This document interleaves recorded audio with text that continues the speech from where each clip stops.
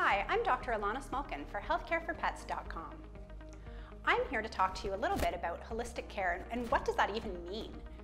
Holistic care is a word we hear a lot about these days. We see it on wrappers, we see it on our food, on pets' food, as far as healthcare goes, but what's the word even mean? Holistic simply means looking at the whole animal. That includes its environment, its nutrition, its emotional state. So is it stressed? Is it relaxed? What does it do during its day? What level of activity does your pet have? Holistic care doesn't necessarily need to incorporate integrative or alternative care like acupuncture or herbal therapy. It actually can be done with 100% Western medicine, but it needs to look at more than that presenting complaint of what that animal has come in with. So for example, a dog that has diarrhea, more than just giving it a medication to fix that problem, so like as a person you think of an Imodium, it's just gonna clog things up and stop the diarrhea from happening. With a holistic model, we're gonna look at what maybe is underlying the issue. Has there been stress at home? Is the dog always stressed? What is it eating? Has there been change in diet? Has there been change in its factors, its living environment, the temperature, any of those things? And those all get looked at as part of the treatment plan for that pet. However, the term holistic is usually used with people using alternative care, so acupuncture, herbal therapy. And that's because those models or the training in that kind of medicine always has a picture that health has to do with the overall body being able to heal itself, and we need to help it on its way. So ignoring underlying issues is not going to get to the root of the problem. I look at a great example as dogs that have bladder infections. Okay, one bladder infection, maybe it just happened, maybe antibiotics will clear it up and you'll never have an issue.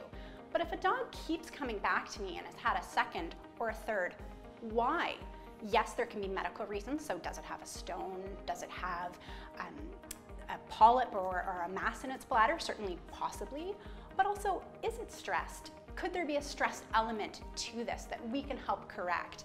Is the diet out of balance, and is the pH of the urine and that concentration not ideal for bladder health? And again, maybe nutritional therapy needs to be looked at as an overall treatment to help prevent further reoccurrence. It's important that if you're interested in holistic care, that your holistic practitioner either does all of your medicine or works together with your primary veterinarian to ensure the best care of your pet. It's a common thought that herbals or other therapies are all safe because they're natural, and I have a whole other video on that I encourage you to watch.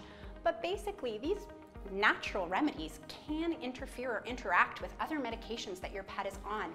So the more open and honest that we are with what we're giving our pet, either that we've sought out on our own or that we've gotten through a different practitioner, the better your pet's health is going to be and the better the outcome we're going to get as far as dealing with that disease or that process that we're trying to control. The best cases that I have seen and the best outcomes are ones that truly combine elements of our Western medicine or the traditional medicine that we're used to with alternative care.